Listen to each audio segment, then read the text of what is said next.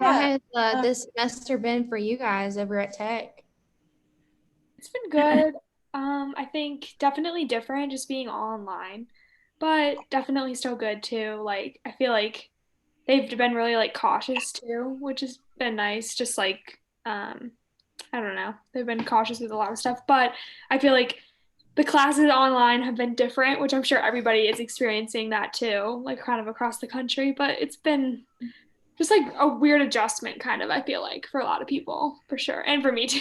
Just like I'm all online. I have one lab every other week, and it's different for sure. wow. But What year are you in? I'm a junior. Okay. And are you guys both kind of know which kind of pre-health you want to go into, or are you all kind of balancing all of them? I'm I'm, between, oh, Britt, you can go. I think, I'm pre-med, go ahead. yeah, I'm between PA and medical school, but probably more leaning towards PA, but I'm still leaving it open. So I was excited for today because I can like hear from like both too, and I think it'll be beneficial hopefully for a lot of people. Hopefully people. If y'all are really interested in OT, I'll just have to do it a different day with you all. She couldn't come today because she's a coach for some workout thing, and her meeting was the same time today. So Yeah, that's fine. I don't know. I think we did like a survey at the beginning of the year, and most people were PA or medical school, but I think there was a couple, so I think it should be fine. I mean, we'll see. Just because it's like right after break, I hope we get a decent amount of people, but it just depends. Yeah, I did have some people reach out to me and say that they were like not going to make it, but wanted the recording for sure. So we definitely have questions. I have some written down. even if I just go through, I have a PA PowerPoint. Audrey, did you make some sort of PowerPoint, or were you just gonna talk? I was just gonna talk. Okay. Yeah, I'm just gonna talk. Yeah. And I I'll thought about it, but I was like, here's my thing. I get off track if I don't have like a PowerPoint. And Veronica knows. Yeah, In 5 minutes, I will talk about my kitten. we'll go on So I'll have you go first, so then I can kind of play off of your structure okay. when I talk. But Um, I'm just gonna talk. Okay. Can I just If I made a PowerPoint, I think the pre-med people will. I don't want to stress them out, you know. Right. My whole Well, goal is PowerPoint- that I don't want to stress people out by talking about it. Right. PowerPoint is a very loose term for me. It's 8 Okay. slides, not like a crazy PowerPoint. It's just like an outline of things that I need to not forget to say.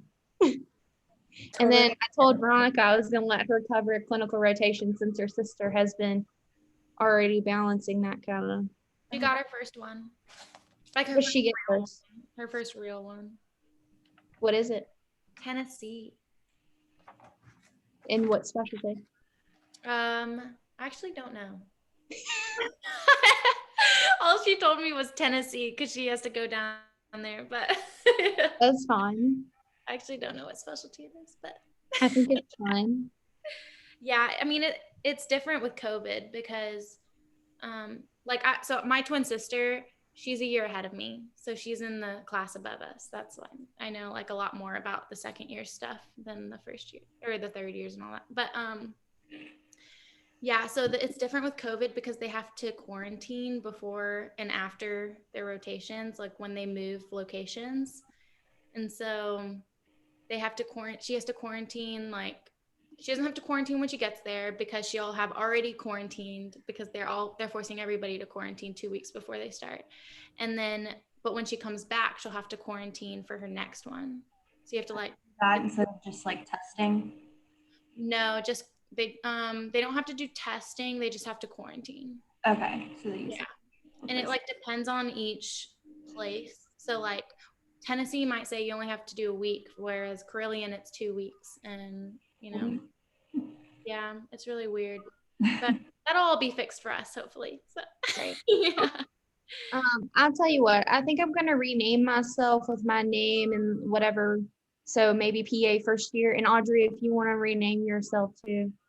Yeah, you should be able to do that. And I went ahead and made it so that you should be able to share your screen, Maddie, when you need to. Okay. But let me know if. Should I just say Audrey Humphreys, MD student or something? Yeah, you can click. I just did mine. Veronica, you can do whatever. Okay, yeah, similar. I was like, you can do whatever you want. Okay. You might come up with something better than I do. Well, I'm part of, so I don't know if you guys follow the Instagram pages, you know, where it's like a PA students or whatever. Okay. Hey, yeah, and they always write like PA S1, whatever that means. But No. I Like always PA student first year. Yeah.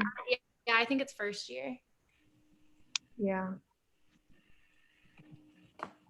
You want to see my decorations for my house? Yeah. So I have this sign. Oh yeah. And there's a little 3-foot tree. I love it. And then I did my blanket ladder. Oh, that's cute, Ron. And then I put them all up there. The only downside to putting the lights up on the cabinets is every time I open up a cabinet, they get stuck. So I don't really know how to fix that. Gotcha. Down. Yeah. Should we just start, or do y'all want to wait? Y'all tell me what you want to do. I think if you give it 2 more minutes, just because sometimes people. I didn't want us to keep talking and you just be like, I can just give. There we go. I'm just switching with you a basic overview of what we're gonna be going over. So I'm recording this for anyone who might want to see it later. I know some people sent me emails saying that they wanted me to send it to them. So we have some students here, PA students and medical students that are going to go over the process of how they applied and how their first year went. We were supposed to have an OT come, but she had a coaching event, I think, come up. So Maddie can kind of tell us a little bit about that. And then maybe another time we can get more into what that would involve. So I think that Maddie has a presentation where we're going to go over the PA system first, and then we're going to have kind of a more open forum where they'll talk about how their process went, and then you guys can ask any questions that you may have. So I'm going to go ahead and mute myself, Maddie, if you want to go ahead and take over. Okay, guys. My name is Madison Harmon, formerly Maddie, aka Maddie sometimes. It's funny, I started the semester being Madison and I ended becoming Maddie. So I went to Virginia Tech undergrad. I studied biomedical biology, and I minored in psychology, applied into PA school my junior year, and as soon as I graduated in May, I went straight off to PA school at RUC, where I just finished my first semester. And I'm going to let Veronica introduce herself real quick. Hey guys, I'm Veronica. I also am an alum from Virginia Tech. My major was HNFE and I did not have a minor. I applied my first year. I'm a year older than Maddie. So I applied my first year right out of school, only applied out of state schools, didn't get anything. So don't do that. And then my second round, I applied to in-state and out of state, and I had 2 interviews and I accepted RUC, and I just finished my first semester too. Okay, so I'm going to try to share my screen, and we're generally going to go over like format of how you should think about PA school, like what it looks like. And okay, let's see here. Can y'all see that? Mm-hmm. Okay, great. And Veronica, I'll just stop somewhere and you can pick up, okay? Okay. So as far as PA school goes, the first things you want to do to prepare yourself is first and foremost shadow a PA to see if it's something that you exactly want to do, because I can tell you from experience, I didn't even learn what like med school entailed until like this year, like in PA school, and really what PAs fully did until PA school. But I shadowed before and decided that it was what I wanted to do. And the second thing you want to do is research programs that you're interested in or may want to go to, in state, out of state, whatever. They all have different requirements. And so you need to pay attention to what the prereq requirements are, like what courses you have to take. All of them require a bachelor's degree. You need to see how many patient care hours you need and what counts as patient care hours, because some schools will accept medical scribe hours, some won't. Some accept like EMT, some don't. Some you have to be fully hands-on. It really just depends on the school. So look that up. You want to take note of what date the program starts. So some start in August and some turn around and start, I think it's like January, December. Different programs have different start dates for their cohort. And so that's important when you go to apply through CASPA, because that determines what cycle you need to apply to too.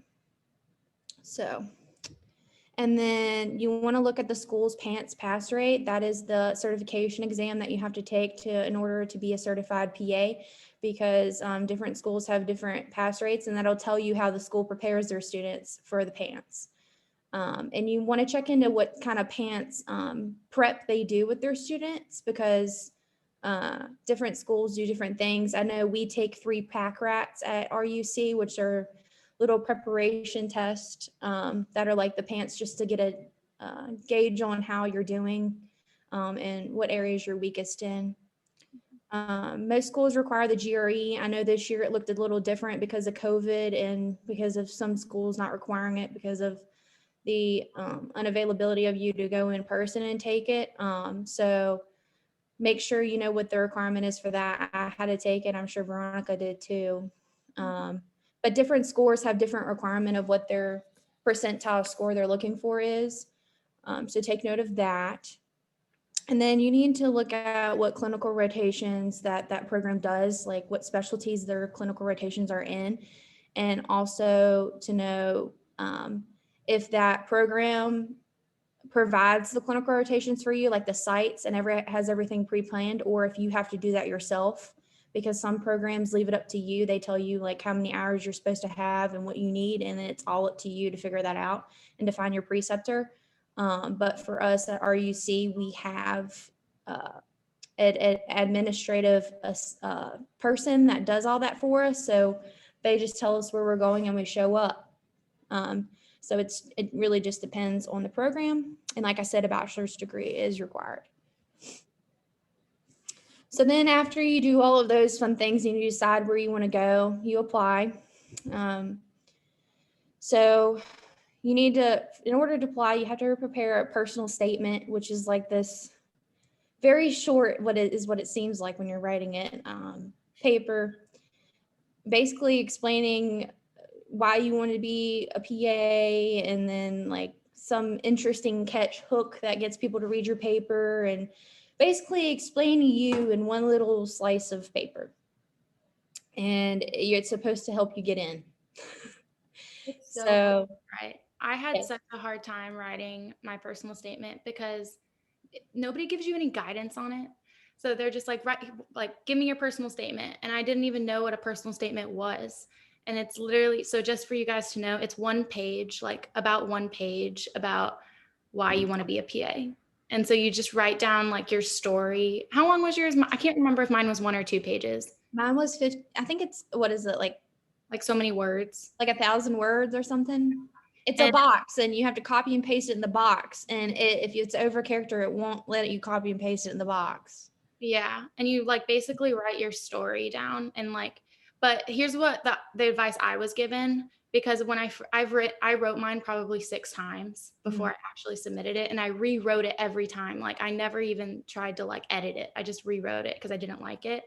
And the advice I was given was like, don't write your resume down because they have your resume. Your resume is like already on CASPA. So write your story down and not like just the facts about you, because they already know that. They just want to know like why you want to be a PA, you know? Mm-hmm. Yeah, I think the same thing for me. Like my main topic was about how I danced for 16 years, and that was not found anywhere on my application, you know? Yeah, mine was about like my intro was about, just to give you guys an idea, like I wrote about the time my mom was in the hospital and like how that transformed my idea of what medicine was. And then I went into like how that shaped why I wanted to be a PA. So like you want to hook them with some kind of story, but not just like facts, like I'm so great because of this, this, and this, you know?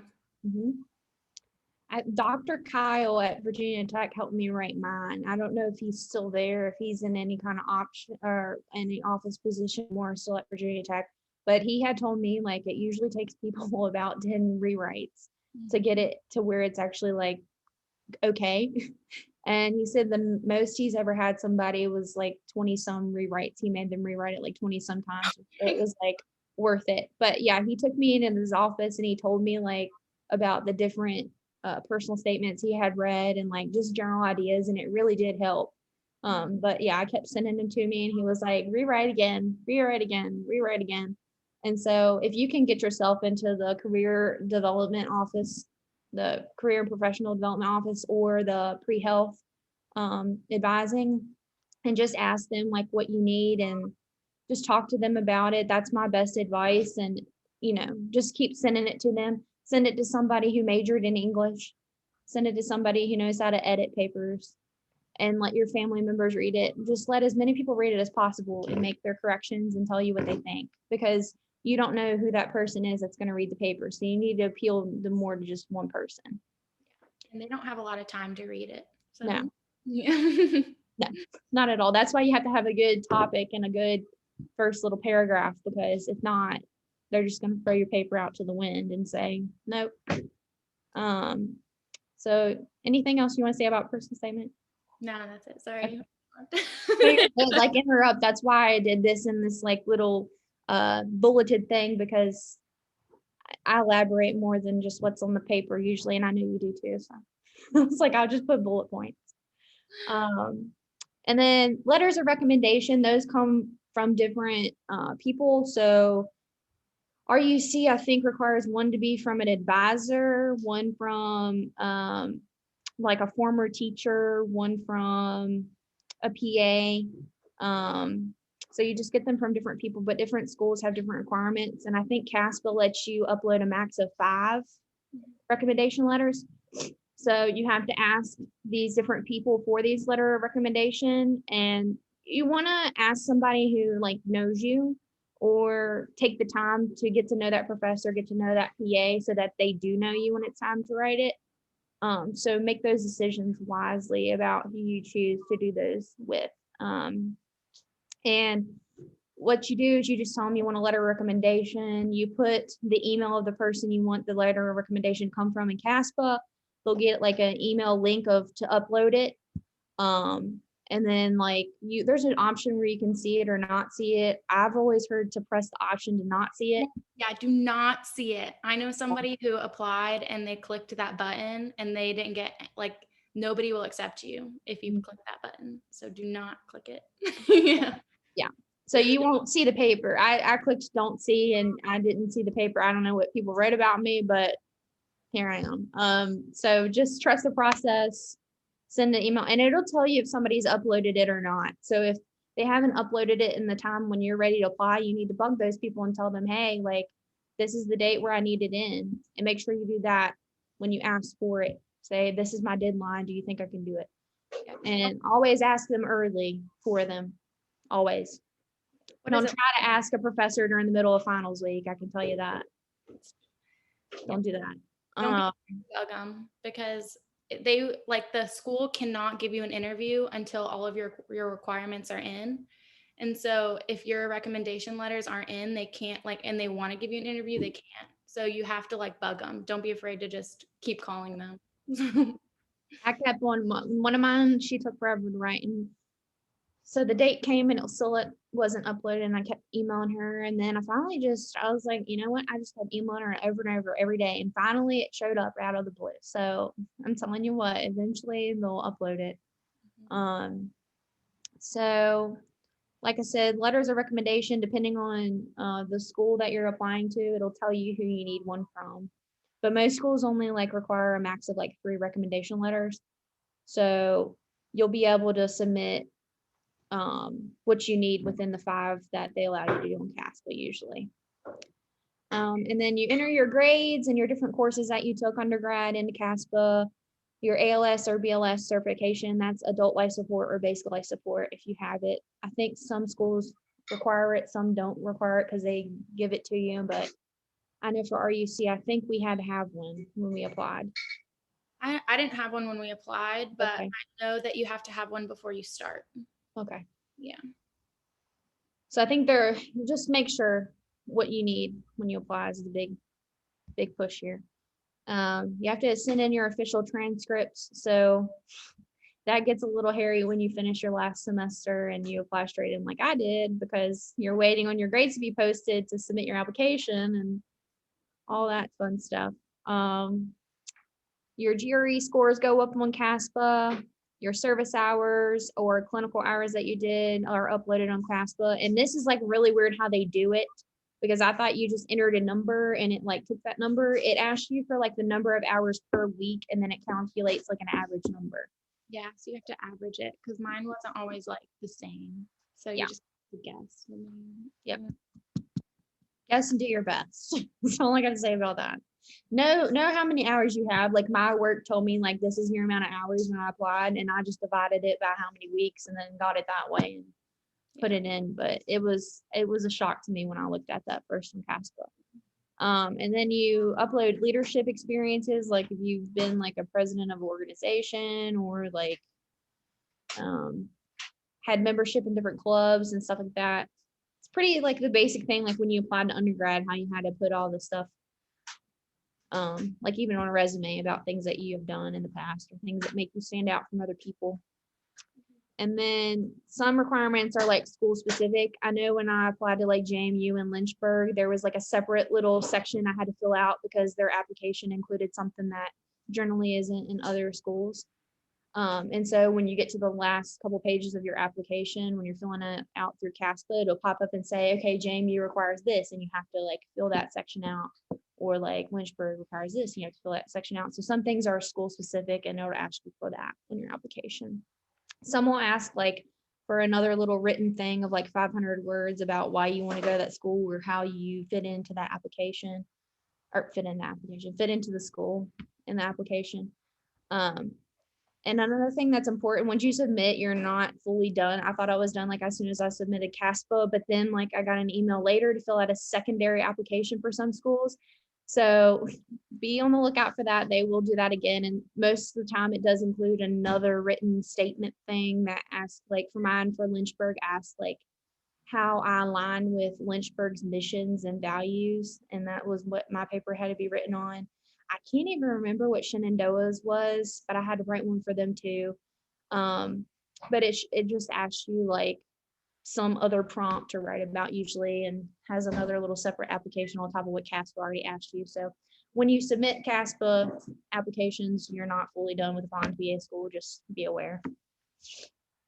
The only other thing I would say is it's expensive, like when you're applying. So just for a like little pro tip for the GRE, this is what I did. If you look at like, it'll give you your score. And then if you really like your score, like if you said, I want this, like this or above, then at the end, it'll allow you to send those scores out to 5 schools for free. And so, and it's expensive to send them. It's like $30 each school to send them. So just something to like be aware of. If you know you want to apply to 5 different schools and you like your score, you can just send them right there and it'll go through and it's free.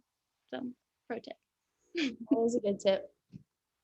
Really good tip. I did the same thing when I took the jury. I had my schools written down on a piece of paper and I was like, okay, I'm gonna use these 5 for free, because I had heard from somebody it's like terrible to pay for them.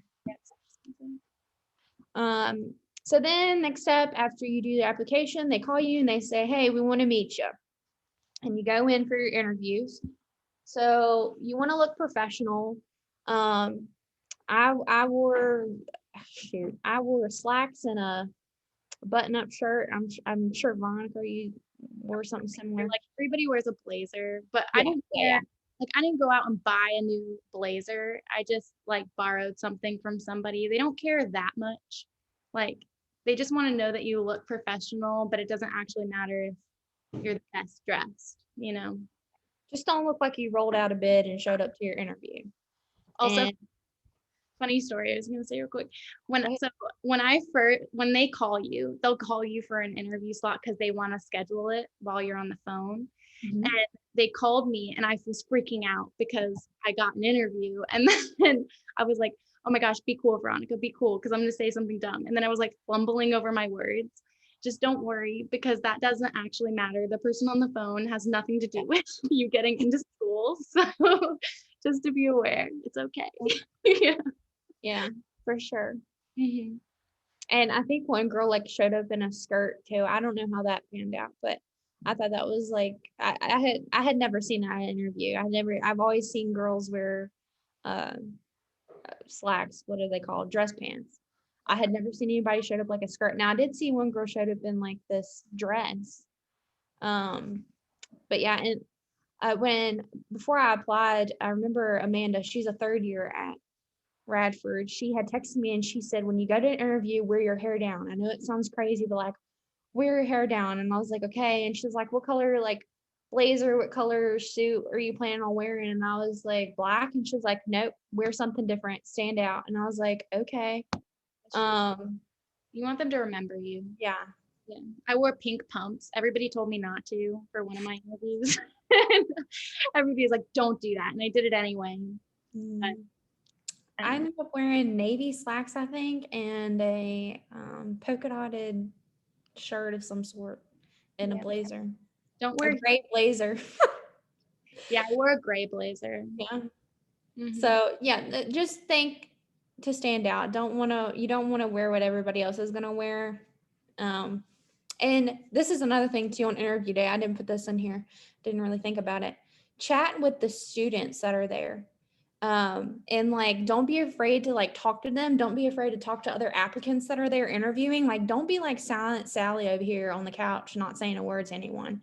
Because I'm gonna tell you 10 times out of 10, they're gonna pick the one that's talking to everybody. Because that shows that you can get along with the class. And it makes you nervous. Like when I was talking to people, it like calmed me down. Yeah. So talk to those people. Be yourself. They tell us this like all the time, and we tell it now to people in our interview sessions at RUC. Like, be yourself, and that's the biggest thing you can do. And I can't stress it enough. Like, they're not looking for somebody who's a certain mold or a certain fit.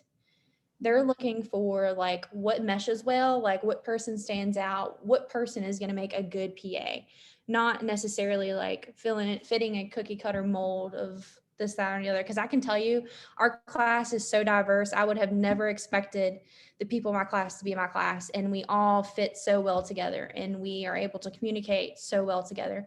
And so, like I said, talk to other people when you're there, and just be yourself. Don't be afraid to speak. And don't be afraid to ask questions That's at true. all, because we love questions. I mean, Um, like I was in my interview and they asked me, like, are you a concrete or an abstract thinker? And like, I'm telling you, a lot of interviews are different in each school. One of my interviews, it was straight up like, why do you want to be a PA? All those questions you see online. But the RUC interview, they just kept asking questions as they saw them come. Like they didn't have anything really written down. They just kind of asked you things, and it was more of a conversation. And so anyway, back to that.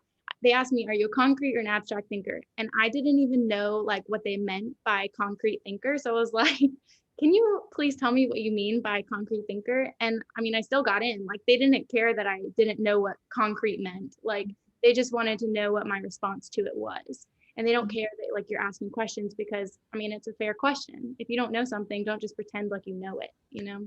right. I think my first question right out of the gate was like, if you were the national leader, I don't know, the leader, the president of healthcare, what is the first thing you would enact and why? And I was like, some of them you can't prepare for. and I just looked at them and I was like, can I take like a minute to think about it? And they were like, yeah, sure. And I sat there for a minute and didn't say a word and thought about it in my head. And then I opened my mouth and I gave my answer. But it's just things like that. Like, don't be afraid to be a normal human being. Like, nobody's perfect. Nobody's going to have the perfect answer. Like, take the time if you need the time. Ask questions if you need to ask questions. If they give you a question, you don't understand the question, ask them what they mean, because you need to know what the question is to give a good answer. And so if you don't even know what they're asking, you're going to look way worse than if you ask what they're asking for. But yeah, the interviews, man. I'm glad to be on the flip side of things now. I can tell you that looking back.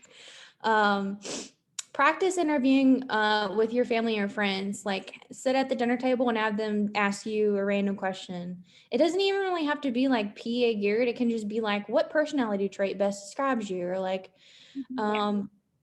you know, ask you what your favorite movie is or stuff like that. Like that's still practicing your ability to come up with an answer and to make it cohesive.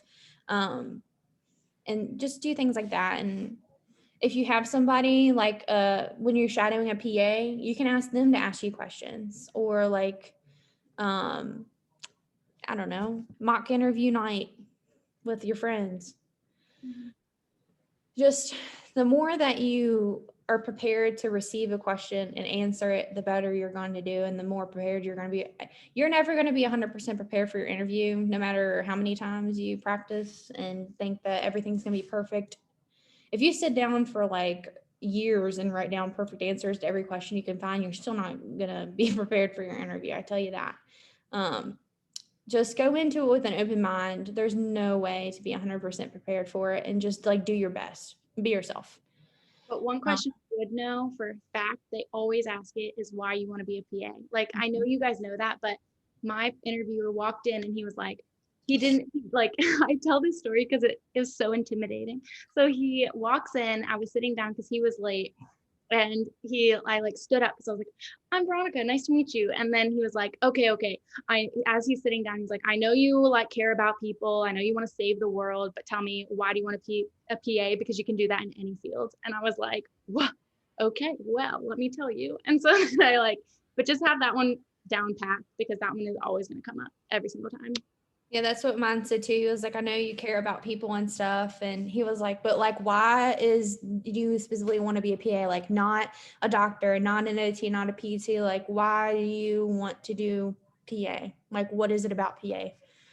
And that set me off too, because I assumed like they would just ask me the question. And I could just say like all the things about caring for people and all this stuff. And they knocked that out real quick at RUC. They're like, nope, like, all these things aside, what makes PA so special to you? Like, because we know that's important quality. Like all of you already want that. So, but why PA itself? There's a lot of reasons why I chose to be a PA over med school and things like that. And they just want your honest answer. I mean, one of the things I said was I want to have a family one day, and I want that. Like, I was honest. I was like, I don't want my job. Like, I don't want to be working on call 24/7. I don't want to be working so many hours per week. I want to have a flexible schedule for my family. And that, like, they accepted that because it's an honest answer. But there's a lot of reasons. Yeah. I think one of my main answers was something, I can't remember what I said, but I said something along the lines of when I tend to do something the same every day, I get bored of it.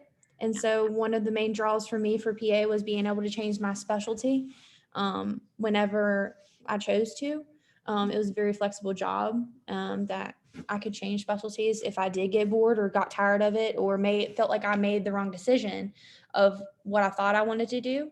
Because you can ask Veronica, for me at least, these past, like, I can't imagine in 27 months even knowing what I want to do. And so it would be very like scary to me to have to come out in 27 months and say, okay, this is specifically the specialty I want to work in for the rest of my life. And I'm so thankful and glad that the PA profession allows you to change specialties. Yeah, that's what I said too. Yeah. Where am I at?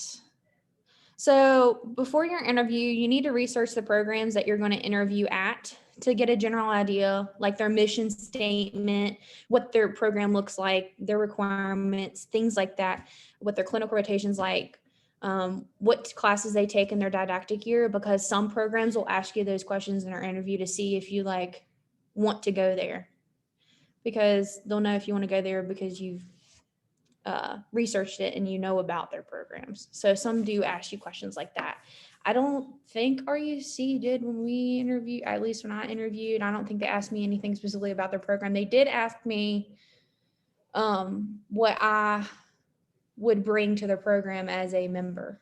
of the cohort, like what I would add to the program or add to the faculty or add to the cohort, like what trait or what thing about me would add to it.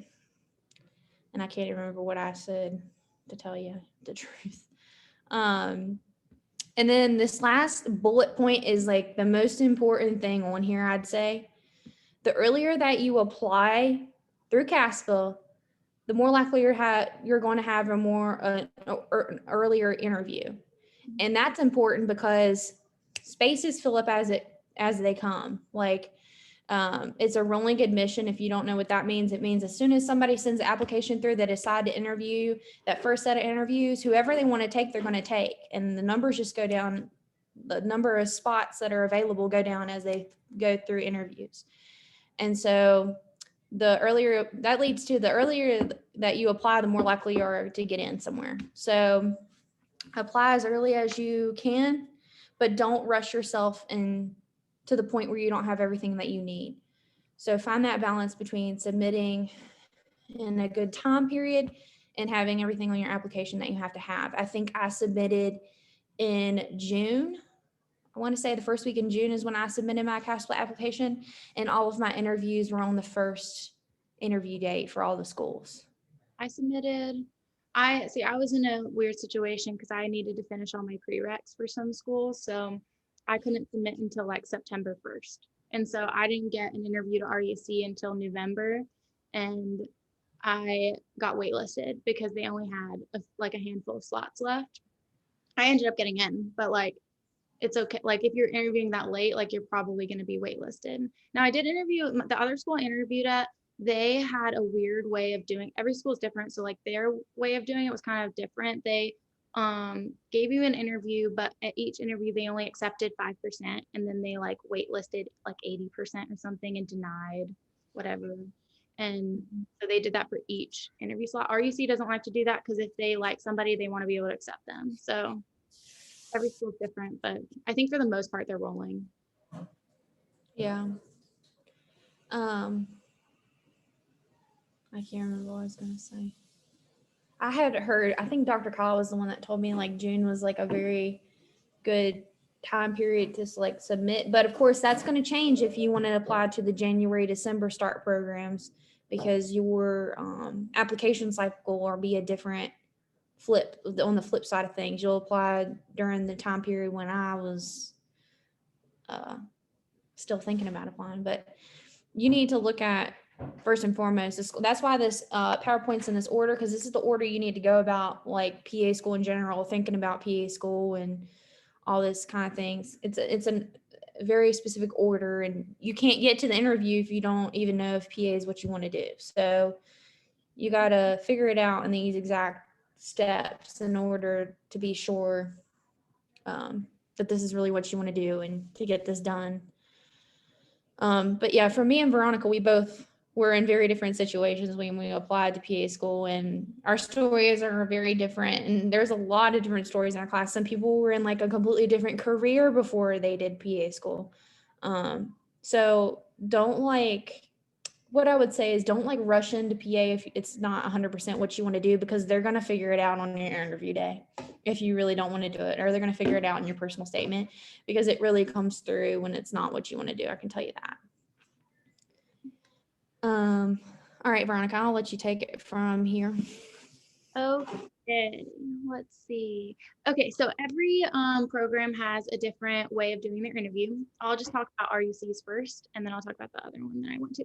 So for the most part, they're always going to have a one-on-one interview where it's just you and like two faculty. Sometimes they'll have a faculty and a student, and they'll just ask you questions, and you'll just kind of like have a conversation. RUC also had a group interview where because when you go in, you're kind of in a group of like 4 people. This year it was a little weird because it was all on Zoom, but you like make friends with them and you spend the whole 4 hours together, and then you go into this group interview, and they basically like, there's a bunch of faculty watching you. It's so uncomfortable, but there's a bunch of faculty watching you, and then they'll give you a question, an ethical situation, and you guys just talk about it and come up with an answer.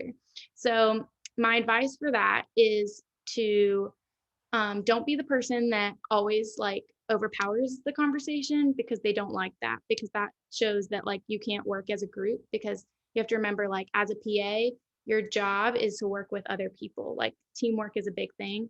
And the other piece of advice I would give you is don't be afraid to think outside the box. So just because everybody is saying one thing doesn't mean you necessarily have to agree with them. There was a situation in my group interview where everybody was leaning one way, but the point of it is, like, there's two sides. They'd want you to discuss both sides because there's no right answer. And so I was like, well, guys, what about this? We have to think about this too, because like this, and this, or whatever. And then it'll bring up more conversation. And the other part of that is, it doesn't matter how many you do. Like, they don't care if you go through 5 ethical situations, like one group does, or like 1. Honestly, probably the lower amount is probably better, because that means you put more thought into it. But I think we made it through like 2.5 or something, and they give you a certain time frame. They'll also give you a tool. Made it through one. Oh, you only made it through 1. I was gonna say, I feel like they want you to talk about it more, because again, like, the point of it is to discuss like both sides of the argument. Like, you're not just trying to say this is it, this is the right answer, because there is no right answer. And all 4 of us are in the class. Yeah, exactly. And then they'll also give you a tour. I'm sure everything will be back to normal for your guys' group next year. So when what they've traditionally done, they didn't do it this year because of Zoom, but they'll give you a written essay when you first come in, and it'll say, like, ours was like, I think it's an ethical situation. Like, this person was it an ethical situation, Maddie?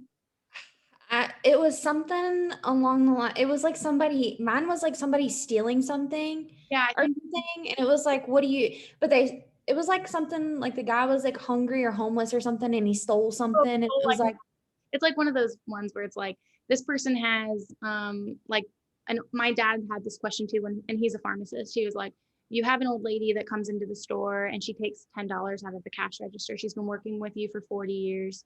And like, the people, like, should you fire her, or should you, like, what should you do?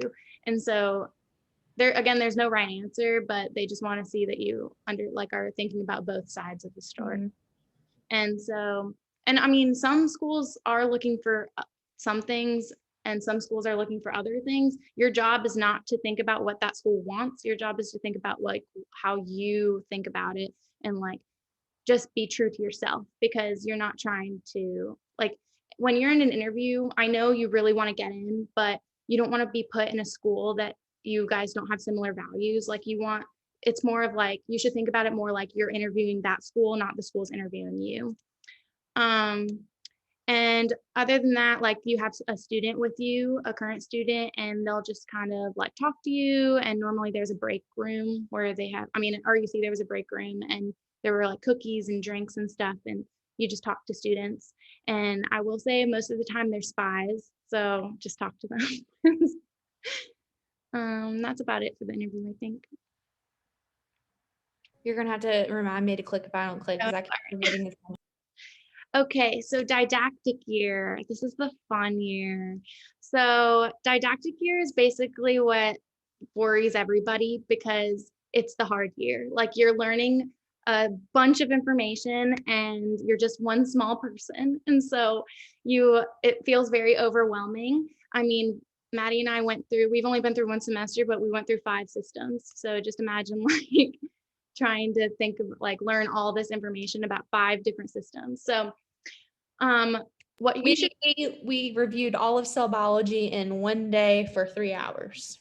And again, like, they know what they're doing. Don't worry too much, because Maddie told you a little bit already, but I freaked myself out before I started, mostly because of my sister, and she told me all these horror stories, which all of you will hear. Okay, you are gonna hear these horror stories.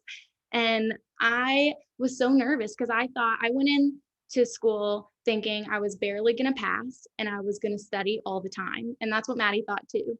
And that's not the case. Like, you're gonna try and your hardest, and it's going to be enough. And so because like I didn't think it was gonna be enough, and I thought I was gonna fail out. And so my dad always told me, and he sat me down when I was like having a panic attack before school even started, and he sat me down and said, Veronica, The hardest part is getting in. And he's right. The hardest part is getting in. Didactic year is really scary and hard, but it doesn't mean that it's not doable because, I mean, 42 students graduate every year for the most part.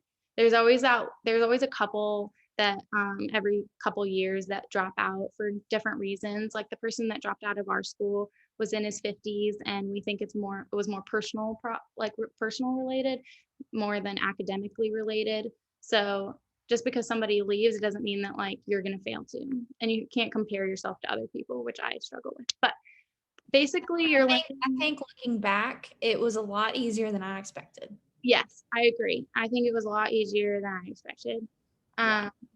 But then again, my idea of what it was very harsh. Exactly. Yeah, because I mean, in a typical day, you have for the first semester, everything calms down. In our class, this isn't for every school. I can just relate to what our UC is like. But I tell you what, Veronica, what I can do is I can pop up after we're done with the PowerPoint. I can pop up like a schedule and show them what like a typical schedule looks like. Okay. Yeah. And so like the first semester for us is the hardest. I don't know how other schools go about it, but they want it to be the hardest because they know you're going to get burnt out. So they want it to like slowly, and it's a little different for our school since we are merged. We used to be Jefferson and now we're with Radford. And so we lost some time our first semester, which squished in more information in a smaller period of time. But I like it that way. So basically we were in class from 8 to 5 some days. You always have an hour lunch. And some days it's like 9 to 5. Some weeks you have Fridays off, which are amazing because of interviews. They always give you those days off. But for the most part, the first semester, you have about 2 to 3 tests a week. It sounds really daunting, but the reason that you have so many exams, which I actually prefer it this way, is because you don't do cumulative exams.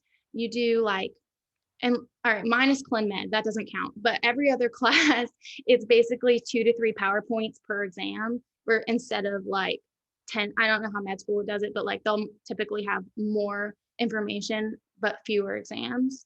And so Clin Med's a different story because that's where you learn all of your diseases. So obviously you're going to have more information. And so you could have so it ranges. So eye is a short topic. So we only had 4 or something like that. But then for like neuro or cardio, you have like 13 PowerPoints for one test. But it's not like scary, don't worry. So anyway, so that's basically how it works. We have an anatomy and we have an anatomy lab because we have a cadaver lab, which I will say I didn't think was important when I first was applying to schools. I didn't really care. I actually didn't want one in mine because I was scared of the bodies. But now that I have one, I couldn't imagine not having it because it's so important for me to be able to see it, to be able to because anatomy and you guys are all in anatomy, so you know this, it's all facts. So when you're cramming so many different facts in your brain, it's hard for it to stick. But if you can see it, then it's easier to understand. And so I think cadaver lab is really important. Not everybody needs it, but I do. We do clinical medicine, which I told you guys is like diagnosing the diseases, learning how to diagnose it, how to treat it, how to tell what it is. Pharmacology is all the drugs. So I like pharm. Some people struggle more than others with pharm because it is a lot of facts as well. I just for a pro tip, another pro tip in there, I like to make stories up for pharm. So like Maddie hates my stories, but it really helps because there's so many drugs. And so it's like, and they all have weird names and a lot of them you've never heard of. And so if you come up with a story, and I always use like the first 4 letters, like one of them is like Doffit, my little poppet. And I like came up with this little story, I still remember it. And so those help, and acronyms help as well. Pathophys is basically, we do pathophys before every section. So our first section was derm. So we actually didn't do patho for derm, but you do patho typically before the section so that you learn a foundation of like what's going on with it before you dive into like the diseases and things like that. So it's basically like all the physiology behind it. Let me give them an example. Yeah. Like cardiovascular stuff, we learned like how atherosclerosis builds up in the body. Yeah. like how that process happens and like the mechanisms behind it, like things you should take into account about the patient to deal with that. Yeah, like that kind of stuff. Then we have behavioral medicine. This is everybody's like one of our favorite classes to sit through because Dr. Smith is really engaging. And so it's normally at the end of the day, like our 3 to 5 slot, because each class is 2 hours and you don't have to do a lot of work for it. And so it's just kind of nice to take a break, like a mental break, and not have to write notes constantly. But behavioral med is just basically like motivational interviewing. If any of you are HNFE, I'm sure you took motivational interviewing, and it's basically the exact same class. And like there's some psychology behind it too. Interprofessionalism, that is our HSSIP class, which Audrey is into. We work with the nursing students, the med students, and then PA students all kind of work together because we're all going to be working together in the future. So it's important to be able to like learn how to do that before you even enter the workforce. So each profession does it differently. PA students typically just do it. They changed it this year. Last year, they did it 2 semesters. This year, we're only doing it for our first semester, but nursing students do it, I think, for 2 semesters. I think med students, Audrey can talk more, but I think 2 semesters maybe. And then we do check sheets for each of our systems. So check sheets go within Clin skills. So Clin skills and Clin med go hand in hand kind of, except for Clin med is like diagnosing and Clin skills is like how to look at the person and see it on them. And so, and like when you walk in the room, what do you do? And so that's Clin skills. So we will be partnered up and we will work, we have a lab for it. And then we go in front of a professor and we memorize like what the check sheet is. It's between, it sounds daunting, but it's like, it comes out to be like 130 things that you memorize or something, but it's not that scary because you're basically just like you get a point for like asking them their name. So it's just stuff that you're actually going to be doing in real life, which I actually enjoy.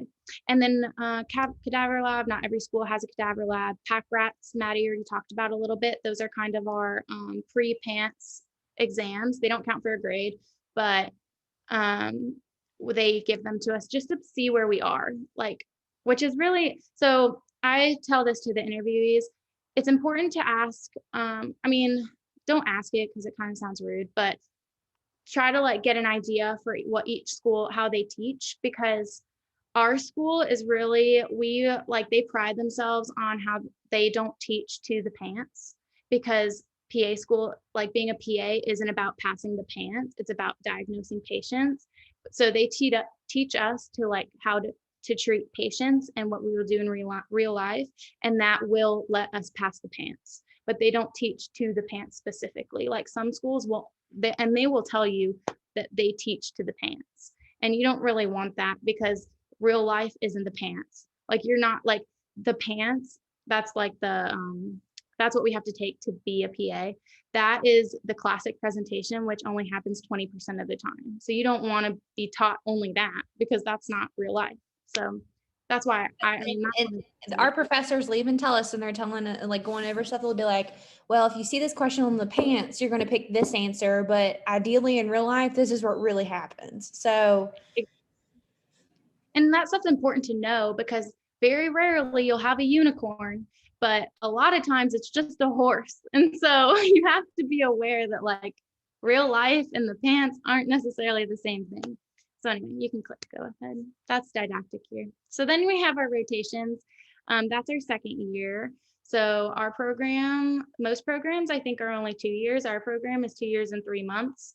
They give us a little bit of time, I think before and after clinicals, to study for the PANCE and to prepare for clinical rotations.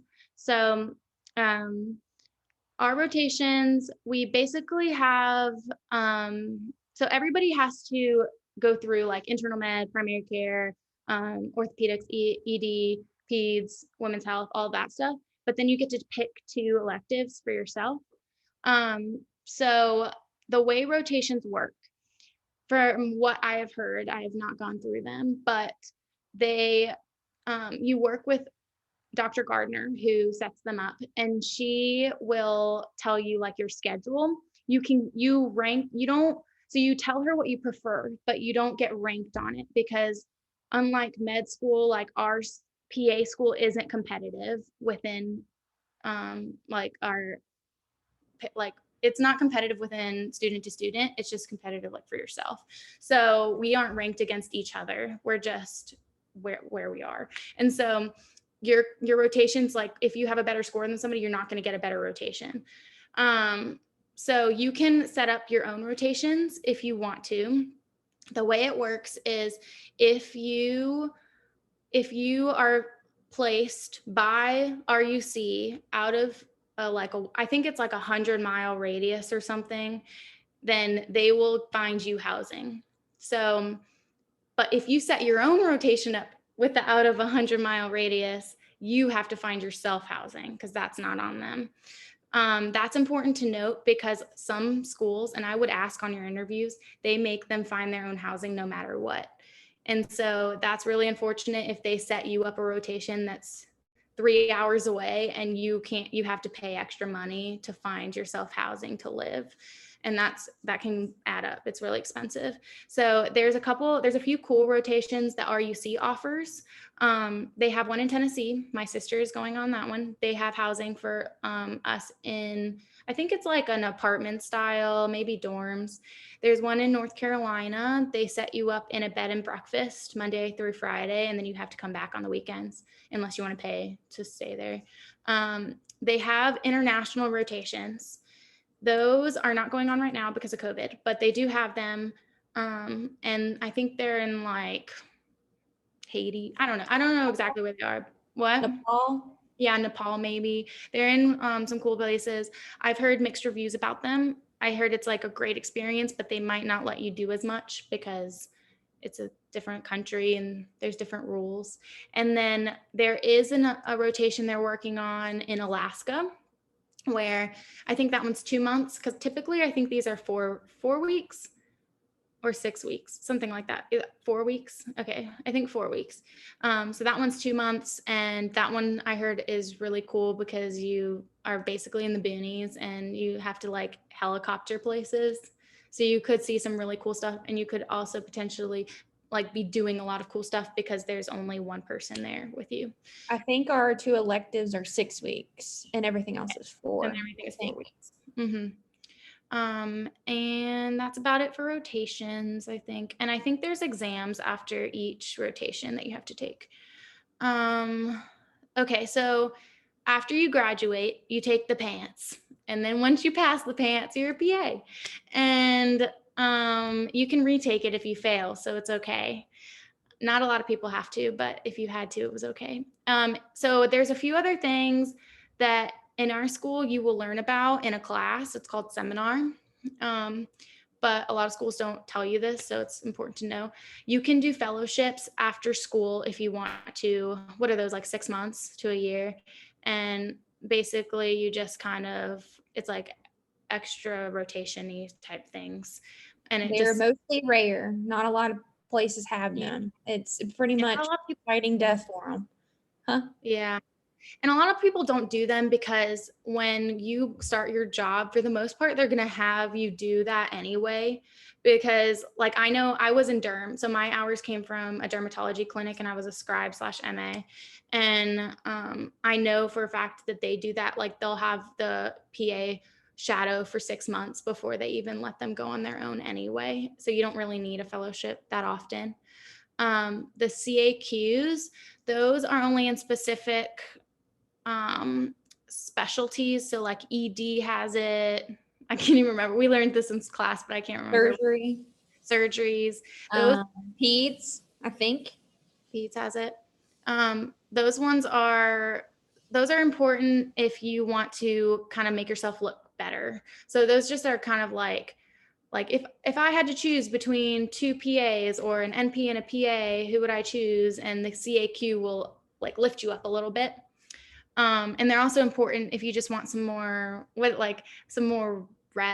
street creds, I guess. Like they'll take you more seriously if you have it. And you have to work in that specialty for so long before you can take a CAQ for that specialty. So like peds or surgery, it could be anywhere from like 5 to 10 years. You actually have to work in that specialty before you're allowed to take the CAQ to show that you are proficient in that specialty. Yeah. So those are kind of cool. DHSC, is this the doctorate program? Yeah. So PAs, it's a little different. So I know NPs, a lot of you guys know that they pretty much, like a lot of them, get their doctorate. PAs, you don't really need your doctorate unless you want to do unless you want to be a professor, or you like want to, like, there's a lot of debate on whether PAs should run their own practice like NPs. And so people are getting them just because they want to be able to have that opportunity if it comes to be. We learned from our professors that they do not want our entry level to be a doctorate, because that's not the way we were like, that's not our purpose. And so they want it to remain at a master's level. So they don't really like promote people getting their doctorate unless they need it. So like, don't get it unless you need it, basically. Like you want to be a professor or something like that. CME hours every 2 years. So when you graduate, you have to maintain your certification. So how that works is every 2 years you have to pay a fee, and you have to complete 100 hours of continued learning. It's like continued education, medical education. So you can get that by, there's 2 categories. Like one of them is like reading articles and answering questions on a quiz. And then the other category is like going to conferences. And so you have to fulfill so many hours from each category. Most of them are from like the reading things versus the conferences, because conferences, it takes a lot of work to get there. Like it's like a full weekend, you have to fly, all that stuff. So that's every 2 years. And then the PANRE, that's your recertification exam. You have to take that every 10 years. So that's basically the PANCE again. And you just take that every 10 years. So a lot of people in specialties, they'll like worry I know Dr. Airy feels like that. Like they will worry that year before, because they'll have to relearn all the information that they learned in PA school that they don't use. So that is that. And then the DEA number for control prescribing. So not every specialty, you prescribe controlled substances, but if you want to, you have to get a DEA number. I'm not really sure how you get one, Maddie. Do you know? Do you have to take class? They set you up after you are certified. Oh, okay. And it's just a website, like you pay a fine for it, or a fee. I keep saying fine. It's a fee. It's like a hefty amount of money. It's like somewhere between $500 and $800, and you have to pay it so many years. Mm-hmm. And so that's basically, so you can't prescribe controlled unless you have that. And also each state is different whether you can prescribe controlled as a PA or not. So that's something to look into too if you're thinking about going out of state or something like that. All right. And that's it. I don't know what you all think, Emily, but I was thinking maybe that we can let Audrey talk and then open the floor to questions completely afterwards. Yeah, I was thinking that too. I think that'd be good too. Yeah, for sure. I think I actually made a really quick presentation within the last bit. It's really simple. I'm gonna go pretty fast through this so we can get to questions. These things overlap to some degree, and so I'm not going to beat a dead horse here, but let me make sure this is on the right screen.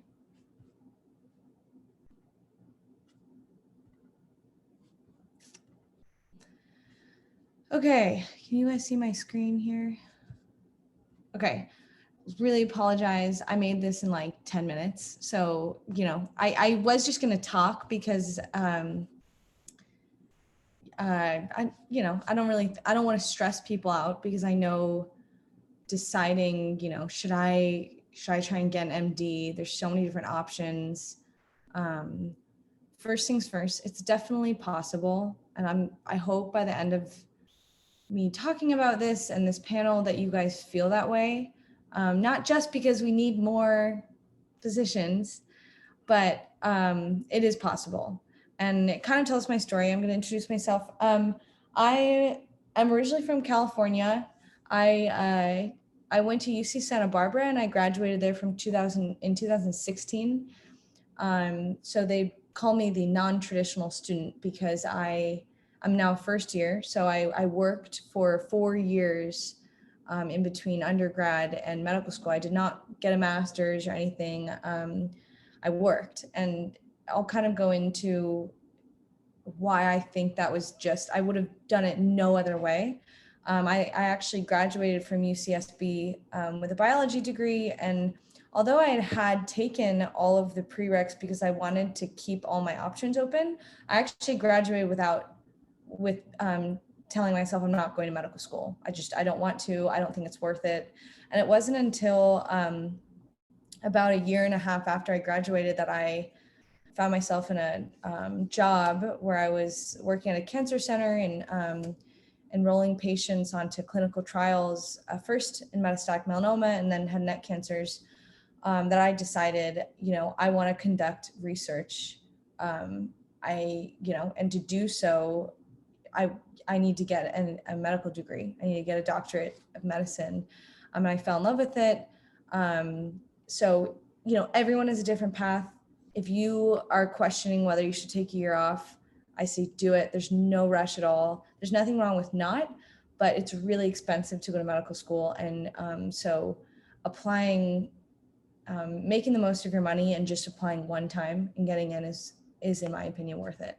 And also feel free to just interrupt me whenever, if you want to ask questions. I know we're doing a panel, but afterwards, I'm totally fine with it. I can't see a chat, so I'd rather you just yell out because I have no idea how to work this thing. And then the second thing is I left my email here. At any time, whether it's next week or in 4 years, feel free to email me and ask me anything. Okay, so again, why MD? What is the big difference? And once you decide MD, should I get a DO, which is a doctorate of osteopathic medicine, which is becoming kind of like a bigger thing. There's kind of a stigma against it, but each year the stigma goes down because there's so many incredible DOs who do great things. So the best thing that I was told at UCSF when I was working there at the cancer center, I was trying to decide between NP and MD, and she said, the biggest difference between the two is just finding that leadership role. And a lot of, I met Madison, who just spoke, was the first person who spoke. We are in this class called Health System Science and Interprofessionalism, and it's so important to learn about the health systems. And I'll get into it in a little bit of why you should take a few years off and understand, because there are so many different professions and all of them have their place. And it all really depends on the department that you end up working in. But consistently, MDs are those who are often overlooking. They're often people who are mediators. They're often people who are guiding diagnoses, and they're often always the ones to blame. So if you want to be the leader who has the burden and feels like you can mediate and you can talk to people and you can communicate, then that would be a reason why you should lean towards MD side rather than others. And then a second thing is, and I don't know all of your guys' backgrounds, but for me, it was, do you want to publish research? And a lot of different professions can, however, conducting clinical trials, being a principal investigator, it's really important to have an MD. So that was a big thing for me. DO versus MD, there's a lot of things that go into play of once you figure out where your place is, it's not a competition against everyone else, it's really a competition with yourself. Then that kind of helps make the DO and MD decision, because a lot of times if you're kind of in that third tier MD, and I was definitely in that role because, I partied a lot in college, didn't get the best GPA, but I worked really hard on the MCAT. And so it kind of shifted things a bit, but I initially thought maybe I should go DO, but I later found out that, I'm just going to shoot for the moon and land among the stars, and ended up, I'm here at VTC. So yeah, and then the last thing I want to point out is that it has to be worth your time and money. And it is for me, and it is for so many people. And honestly, it's okay if it's not. Initially, it wasn't for me, but then I decided once I got in the hospital after college, I was like, this is all I want to do, and I will pay the money, and I will take the time, and I'll move across the country during COVID and not know anyone, and I still love what I'm doing. Okay, so preparing to apply to medical school. So first thing, like I was saying, what is the huge rush, especially as a woman, and being someone who's almost 27, I was like, I need, what am I going to do with my eggs? They're getting old. I want a family one day. What am I going to do? And you know what? I thought about it and I said, it just, what's the rush? I actually, during one of my interviews, I talked to this woman who's in her second year who just had a baby. I know multiple people. I know there's a fourth year here who has a whole family. My mother is a internal medicine practitioner, and she had my older sister in her fourth year of medical school. If you want to have babies and start a family, it is possible. It is hard, but it's possible. There's not a huge rush. My mother had my youngest brother when she was 48 years old. Bottom line is that we have a long time, and I don't think there's any rush to jump into things when you're 22 and so that you're out before you're 30. If that's what you want to do, that's fine. However, building your application so you can volunteer, do research, shadow is really important. The big thing that some people have asked me in the past is, do I have to have research? The answer is absolutely not. Does it increase your chances? Yes. Does having a publication on your belt increase chances? Absolutely. All these things are just kind of what builds your application, but every person has a different theme of their application, and mine was clinical research. So of course I'm going to have, publications and want that to be kind of like my golden ticket. But some people volunteer and travel to different cities around the United States or around the world, or build organizations and do incredible things like that. And if you do that and you don't have research, then that's fine. My friend, during one of her interviews, she told me that, I go, how'd your interview go? She goes, good. The guy who sat next to me started a baseball team for the blind. I was like, oh, okay, you've got good competition there. Don't know how that's possible, but that's incredible. And then the last thing is shadowing, whether it's working for physicians and following them around like I did and getting yelled at all the time, or just shadowing because, your aunt is a neurologist and you can watch some of her clinic visits or shadow some surgeries or whatever it is. But just my advice is getting comfortable with physicians, whether they're incredible or whether they're just awful, because you will see both and you will get knocked around, whether it's in medical school, whether it's in residency, fellowship, whatever, or intern. And being comfortable talking to them, whether it's in your interviews, is really, really important. And it's really important to understand your voice as well as theirs, and understand your place and as well as theirs, because you're going to be with them for a very, very long time. And then let me see if I wrote down. Okay, and then another thing that's really, really important is do not do all science. Make sure you have, there's always a piece of us outside. I paint, I play field hockey. I'm a runner.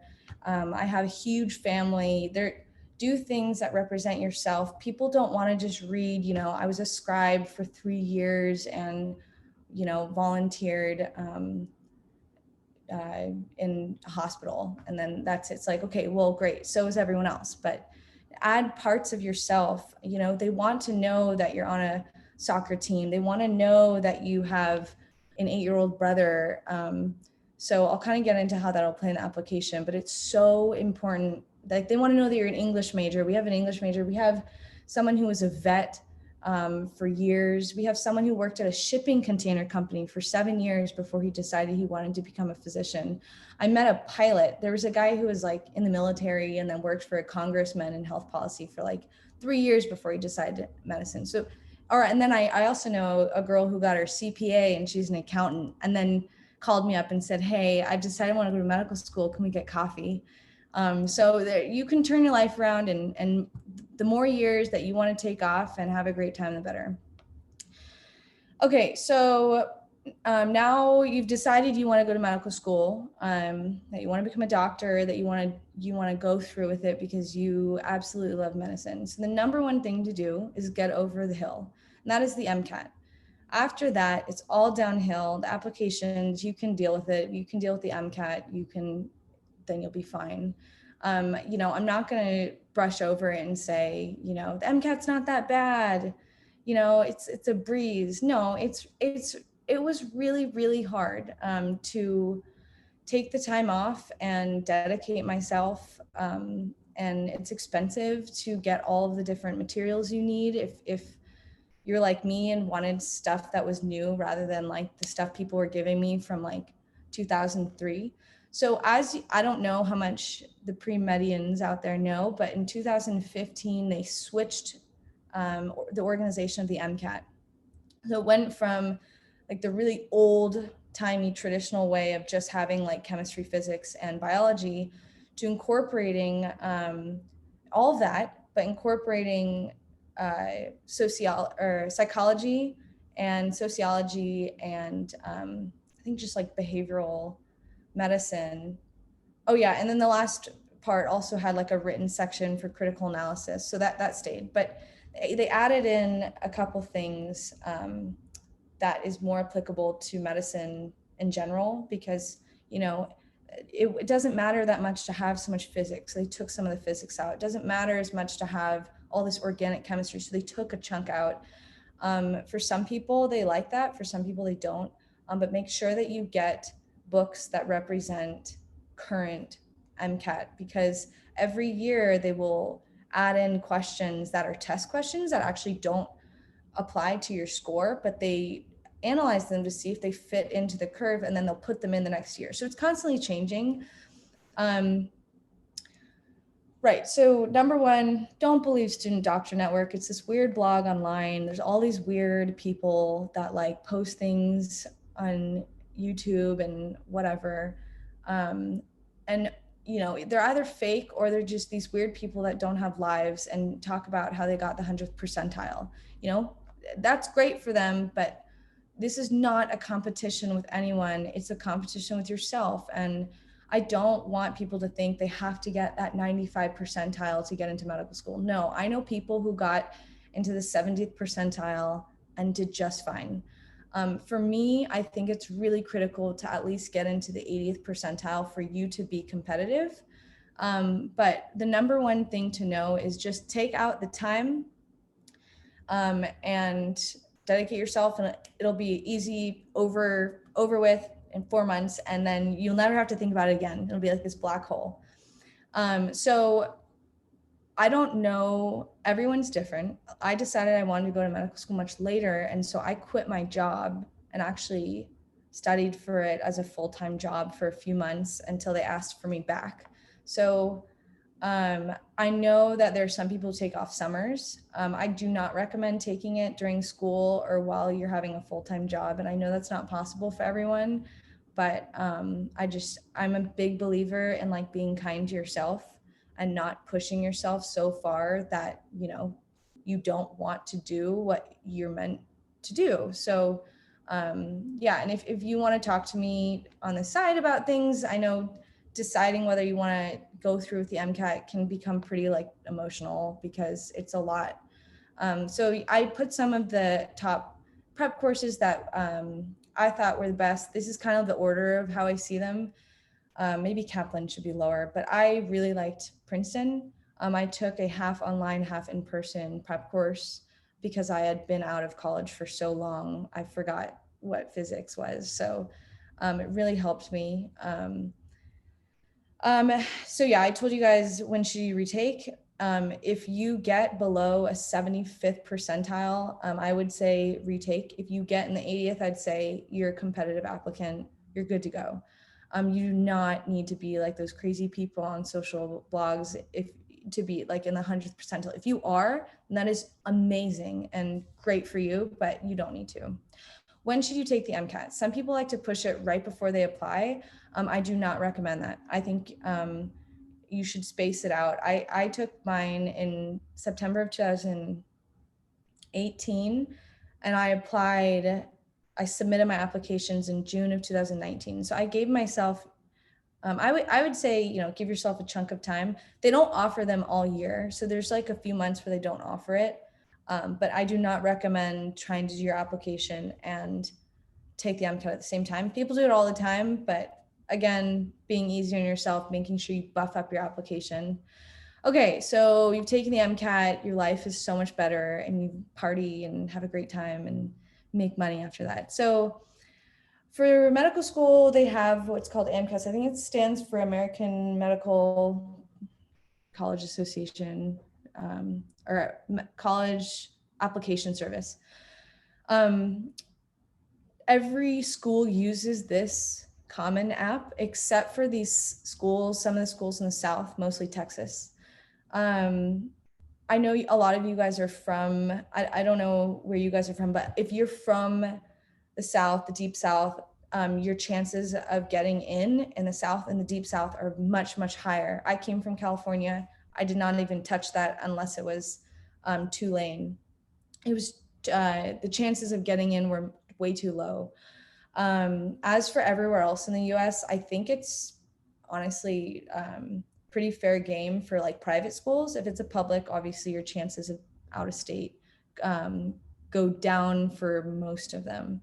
But you can find online the percentages of who they matriculate and stuff, and you can make a big Excel sheet and kind of compare and see where you fit in.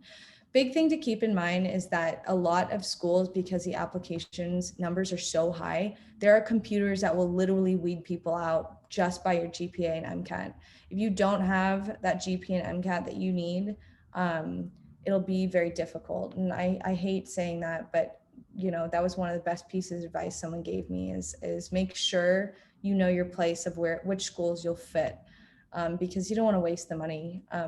So once you do the primary application, the other girls talked about personal statements, basically the same thing. You know, you want to stand out. I talked about a really intimate, really sad story I had with one of my favorite patients who passed away, and my sister when she was really ill. So things that really speak about you and why you want to go into the profession. They don't need to be, you know, sad stories. I've read stories that are hilarious. I've read stories that are very just normal and really interesting. I read a really great personal statement about how a guy talked about running and how it made him want to become a doctor. And it was one of the most incredible essays I've ever read. And it was so simple. And I think he got in Stanford or something. So you just, you know, whatever speaks to you. It's not a resume. Courses and grades, pretty standard. So the big thing is that in this waiting period between your MCAT and your applications, start building your experiences right then and there. There's 15, you get 15 little boxes to write a few sentences about what you did, whether it's, you know, I played soccer, I played choir once, I packaged food one summer, I did, you know, I got published, I went to a conference and spoke or whatever. And 3 of the 15 of these you can check off and quote, call them meaningful. These are ones that you get a little bit more space to write about them.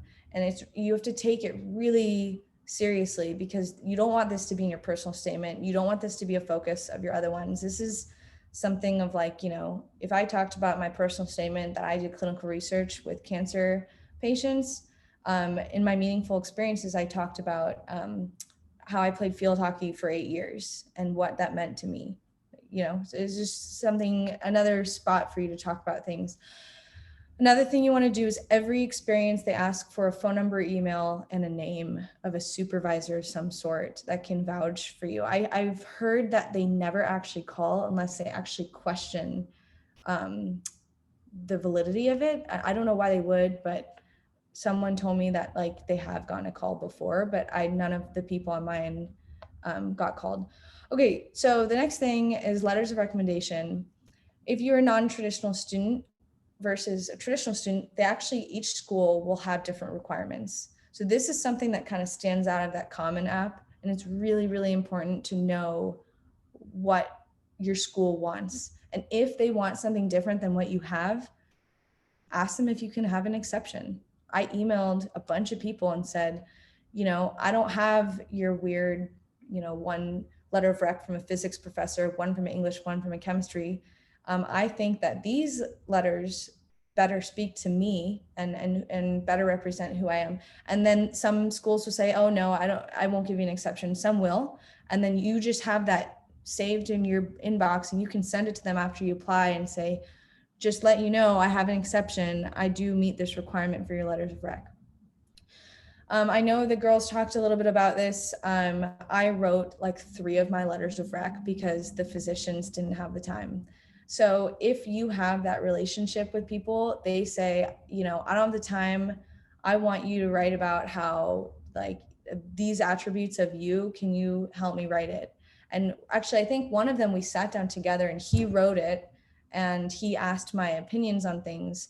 And then I think one of them I edited for her.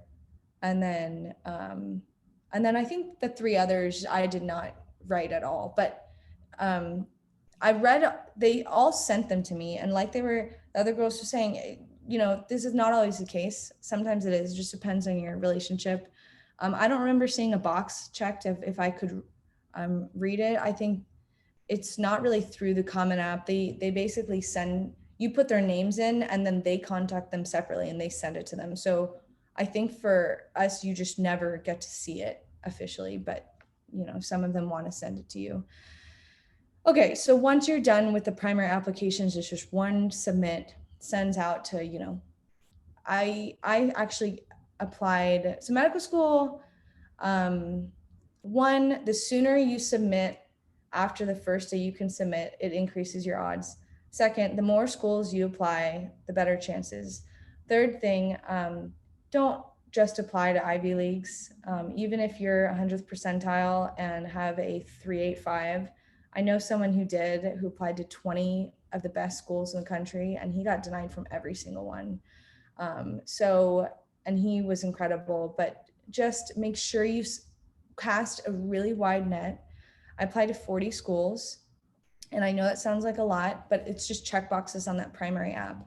The big part comes in is when you have your secondary application. So the application will open up every year in May.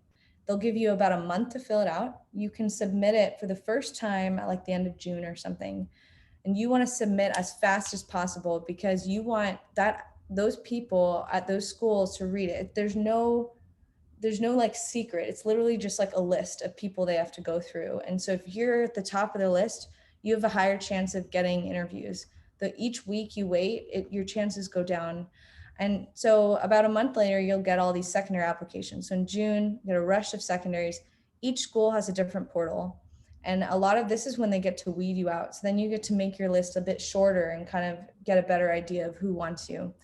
There is rumors that there are schools who know that they won't accept you, but still send you a secondary application because you have to pay another fee. That's just the reality of it. I don't really know if it's true or not, but I believe it. So each secondary application will have their own portal. I have a few essays that you have to write. The key to doing this and being able to submit these secondary applications within 2 weeks of you getting it, that's the rule of thumb, is to write 3 generalized essays. So there's a bunch of cool stuff, like awesome sites that are not blogs that you can find that kind of give you guidance on what are the 3 top most commonly asked questions for secondaries. And like, it'll be like, why our school? Or like, what is a hard, or what is a mistake you made and something you have to do to make up for it. So you write 3 really big general essays and you'll just basically mix and match. But there'll be some weird ones. And the weirdest one I got was USC asked me, if you had to give yourself a nickname, what would it be and why? I was like, what the heck? So I wrote about why my nickname would be a proton, but we won't even get into it. But so, sometimes it's weird, but that was probably, other than the MCAT, I'd say secondary applications was really hard because if you apply to that many schools and get 3 to 7 essays from each, I mean, It was hard, but totally doable. And if you prepare, then it's fine.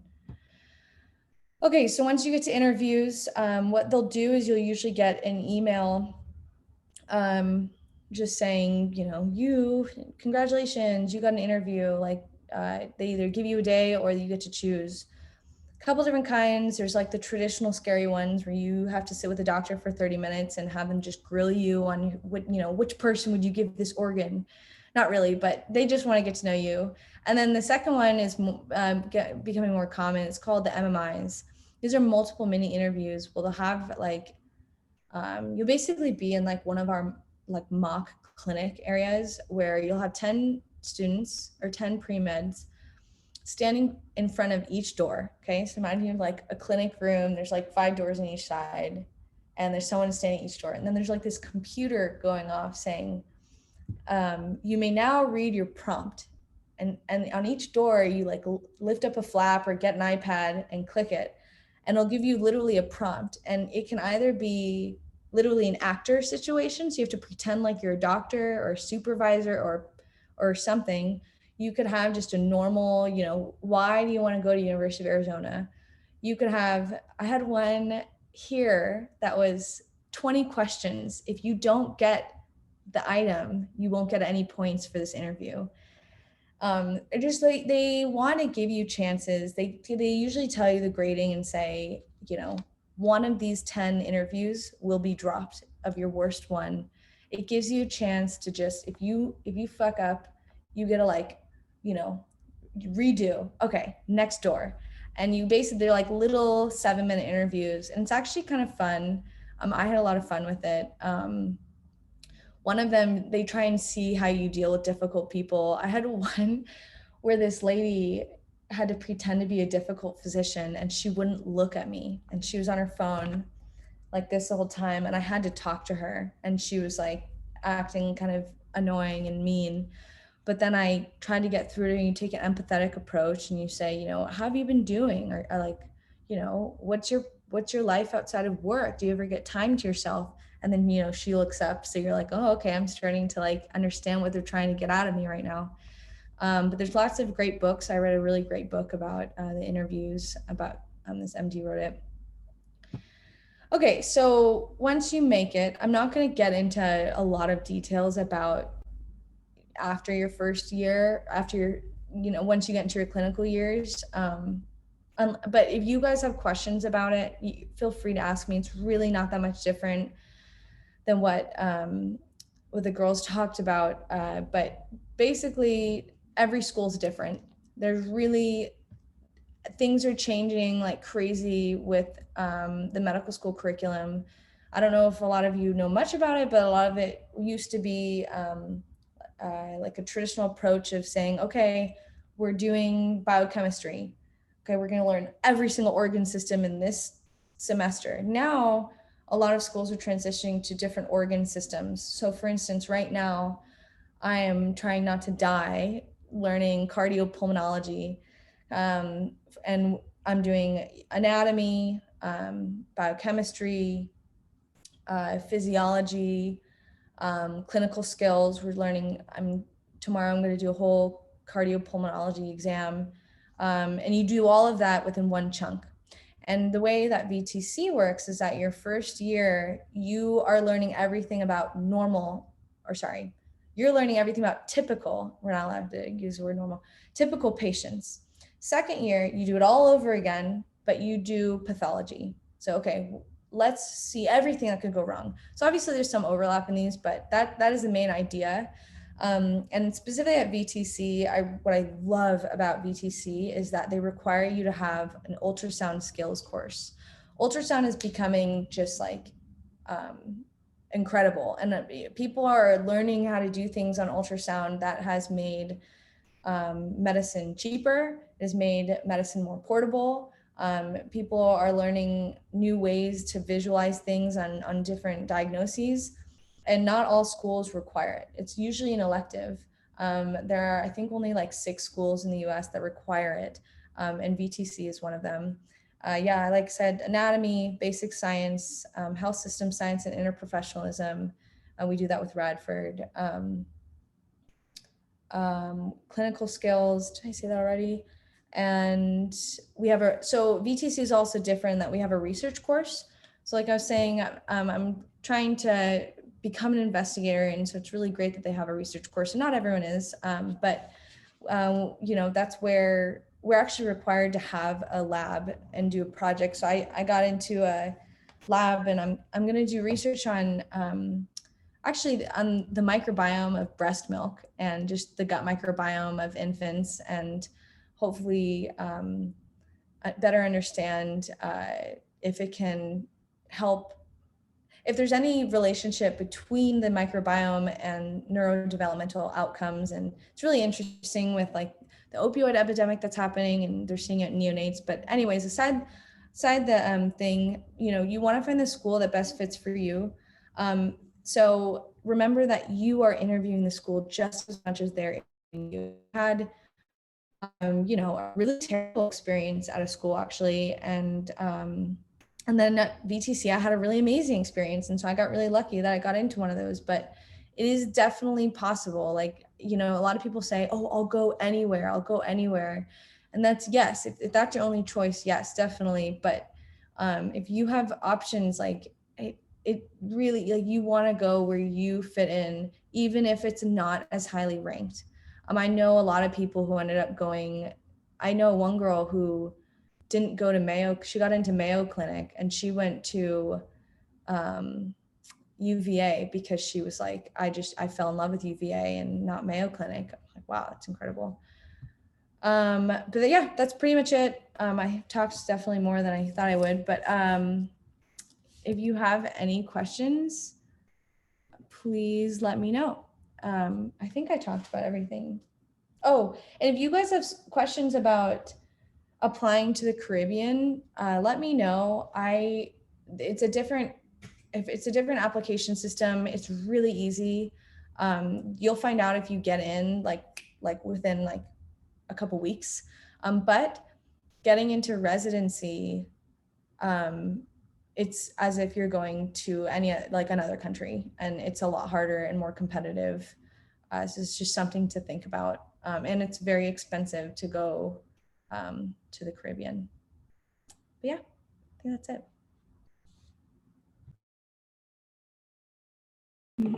Thank you guys so much. I know that we had one or two people leave, and I'm going to send the recording to them.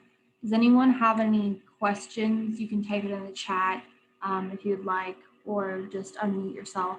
I know that they gave a lot of information, so we might not have any right now. Yeah, I have a question for Audrey. What would you recommend?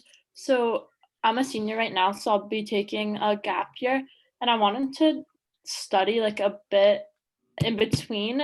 Would you recommend, like, even though I've finished MCAT, like reviewing that material, or is there something that you wish you would have studied more? So you're saying that you've already applied and you've taken the MCAT and everything, but you're just trying to like prepare for medical school itself? Right. So like I'll apply this spring, and then like in the gap year, I just want to review just to prepare for when it starts. Or would you not recommend doing that at all? I wouldn't recommend it. I say there's just no need. Some people, the only people I know who did do that say they regretted it, and because of that I didn't, and I had so much fun in San Francisco not studying, especially because there's a good chance that you'll move to a new state, and so you want to make the most of the time of where you are now.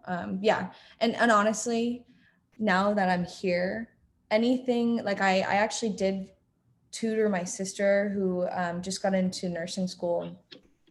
I tutored her in physiology, and whatever I learned in physiology to help her, it like there's so much information that you end up learning in medical school, and they prepare you and everything that there's just no way. Bottom line, I would not. I would spend all your time on you and you having fun and relaxing and spending time with the people you love. Okay, thank you. Yeah. That's a times two for anybody in PA school. Do not try to prepare yourself for PA school because it's not possible. Just like she said, enjoy time with family and drink and go to bars and do everything that you can. And because once you get your time ripped away from you, like you realize how important doing that stuff was before.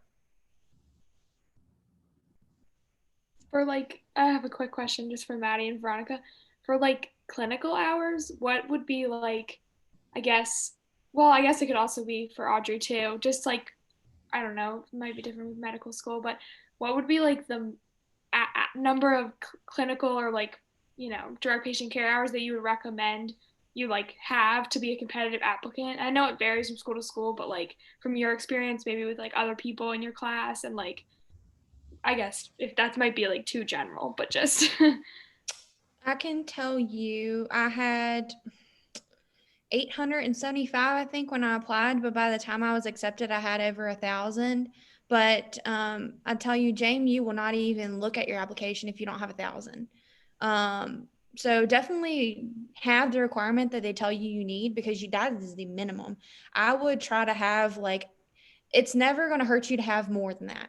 Start early, have as many as you can by the time come application, because adding more is only going to make you more competitive. And that's the same as like getting another experience. Like I did, I was a nursing assistant at CRMH, Carilion Memorial Hospital, in the resource pool. And so I worked on all the floors in the hospital. I just got to work and they were like, okay, you're on oncology today.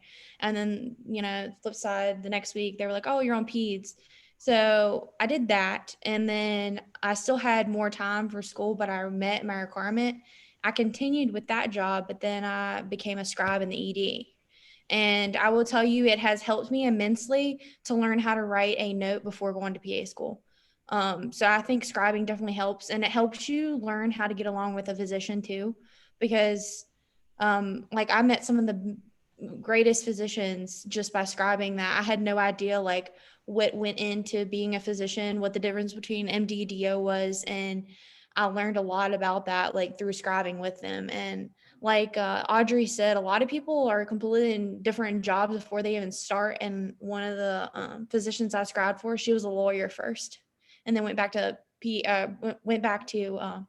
med school after she had like 4 kids and like had a complete life. And she had a 1-year-old when she started medical school. And so like, don't restrict yourself on this one profession. If you think you want to do something else, like definitely take the time to think about it and make the decision and stuff. But yeah, as many clinical hours as you can have as possible. And I'll let Veronica talk about her experience too. She's completely different. Yeah, I had a different experience. So I'd say it kind of depends on what place you are by like, if you're thinking about how competitive you are. I wouldn't say that you shouldn't apply because you don't have as many as like the average, because when you think about the average, you're comparing somebody out of school. Like my sister, I had an extra year on her. So when my sister applied, she only had like 1 summer's worth of real clinical hours that counted. That doesn't include like volunteer hours and stuff like that. But for the most part, they only count like the direct scribing, you know what I mean? But the people that you're up against that make the average, like, I mean, some of the schools, when I was looking at it, it was insane. It was like 3,000 hours per applicant, which is, I mean, that's like 2 years off, right? But those people, that comes from the people that are 30 that are applying to school. So they have more hours, but they don't necessarily have the same school experience as you have, versus my sister who had less hours, but she had a really high GPA. So it kind of varies. Like, I wouldn't say that you're less competitive because you have less hours, but like Maddie said, it will help you, because everybody who goes into PA school comes from a different background, same as med school. Like I worked in derm, so the derm unit was really easy for me, but somebody who works in cardio, like that's going to be really easy for them. So everybody has their strong suit, and whatever you work in is going to be like more helpful for you, if that makes sense. But it doesn't make you any lesser depending on what you do. Like I always thought I should have done ED or something because you're exposed to a lot of things, but I don't think that I'm less like I'm at any disadvantage because I didn't do that. You know what I mean? Yeah, thank you. That's Mhm. helpful. I tell you, doing ED didn't really teach me all that much.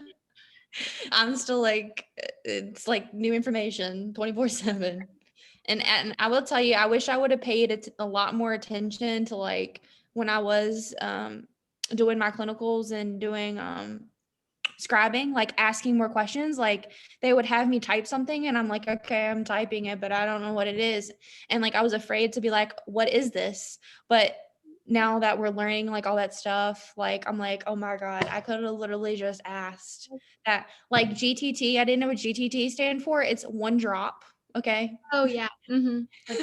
But it's like things like that. It's like Yeah. I typed this for like over a year, had no idea what it meant, but now I know exactly what it means. So like just paying attention and asking questions too with those experiences, because you want to make them like the most meaningful to you. That's why they're required for schools, is because you need to get like as much in your head as you possibly can about like what goes on, you know, in the medical setting and how that is going to turn into a career for you, you know? So, and that'll also help you decide if it's really for you too. Oh, and a pro tip. So I didn't have, so a lot of people before they go into PA school, I'm sure a lot of your friends have done this, they get like a CNA license or something so they can work as a CNA. I didn't have any licensing and I didn't want to, because I was like, I'm not going to do this. I'm not going to get another certification. I'm just going to work as a scribe or something. So the easiest thing to get into if you have no certifications is derm or a nursing home. And you can work as a scribe there because it's like you for derm specifically, they'll certify you on the job. So just if that's something that you, like me, don't want to do and just want to go straight into it, then derm or a nursing home is the way to go. Perfect. Thanks, guys. I will tell you, I did not get a CNA either, like what Veronica was saying, because I refused to take the time to do that, and I refused to take the classes and the money. And I will tell you, if you get a job through Carilion, you don't have to have a certification for like a CNA. That's why I said I was just an NA, because I was never certified in it. They literally do a crash course of like 5 days, and that's it. Did you work at Lewis Gale or the one in Roanoke? Carilion Roanoke Memorial. Yeah, the one in Roanoke, the big hospital that's like right near UTC. Yeah. Mhm. Okay. I have a question for Audrey. I'm a freshman, so I'm like just beginning, but I have always wanted to go to med school. And my plan is to graduate undergrad in 3 years right now. And my plan is to take a year off because I've done a lot of shadowing. I'm from Charlottesville, so I've done a lot of shadowing at UVA with med students, residents, and physicians. And they've all always talked so much about how important it is to like not go straight from undergrad into med school, because like you really need that time to like figure out who you are. So my plan is to like use that year that I'm getting off from undergrad to do something with my life. I have literally no idea what it's going to be, but I was just curious if there's anything that you would recommend doing in that year. Absolutely. I don't know. I think UVA has a cancer center. I loved clinical research coordinating. It was like the best thing that ever happened to me. Some people hate it because of, you know, how crazy it can be. But the balance that kind of job offers, if you're in a very, for instance, in a cancer center, and you're working clinical trials where you have to be up there prepping procedures. I was on a really cool clinical trial where like, it was really cool, but awfully sad, where we had this injectional drug for patients with these big exophytic tumors on their neck, and being able to be a source for patients, being that person that patients call, is something that I really don't think many other jobs offer for people who don't have any other medical background. I mean, I literally went into it. I had a job being a like a marketing intern, and I was doing like graphic design before that. I had no idea what I wanted to do. And then, I jumped in and started working with patients and having them call me about, how they had diarrhea all yesterday and are going to the ER. And I was like, what am I doing? So yeah, clinical research coordinating is totally needed, but finding a clinical research coordinating job where you're not just looking at computers doing data chart stuff, like chart review, is key. You don't want to get stuck with one of those and you're not doing anything clinical, or like you're just like collecting people's blood or tissue. Like, no, you want to be going around, walking around the hospital, basically, I mean, not shadowing, but working with physicians, being part of a team. Even if you're not, the only thing you find is like a chart review kind of like data job. My friend who's at UVA now did that on her 1 year off. She only took 1 year off. I don't know, maybe you've seen her around. Her name's Natalie Savini, but she's in her 4th year medical school right now. She's like really beautiful and tall and brunette. But she Where did she work? Like what, like, do you know? No, she was in the Bay Area. So we're both from California. But okay. Yeah, well, at UVA, I like only really shadowed like neonatology and like various things in pediatrics. Okay, so she's probably rotating. But so bottom line is that she did get like a data job, but she made sure to shadow people and say, can I go in the OR and watch what you do? Can I do this? Can I do that? So if that's what you do, then stick with that. The second option is, becoming an MA. That just takes more certifications. I know people, what else do people, scribing only goes so far, but it's great. I mean, if you're like in an ER and doing a lot of stuff, but it doesn't pay that great. Honestly, like there's not a whole lot. I know there's so many other things that people do, but from people, what I know, that's what kind of like the bulk of what people do, and do lots of things that aren't medicine, lots and lots of things. Yeah, because I know it can be hard when you only have so much time, but think of anything. If you love reading historical fiction, sci-fi, do that, start a club. I don't know. I hope that answered your question. It did. No, it did. I know a little bit about some of the things that you mentioned, but all doctors are looking for a research junkie. All of them. They want a data guru, and if you want to do that and then shadow them in the OR, done. Okay. Yeah, I have no idea. I feel like it's just too early. I'm still like thinking so much about it. I really just don't even know when to start. Mm-hmm. But it's good to plan ahead. I wish I had done it more in high school. I still like ended up getting in everywhere I wanted to go undergrad, but I wish that I had like started doing more sooner.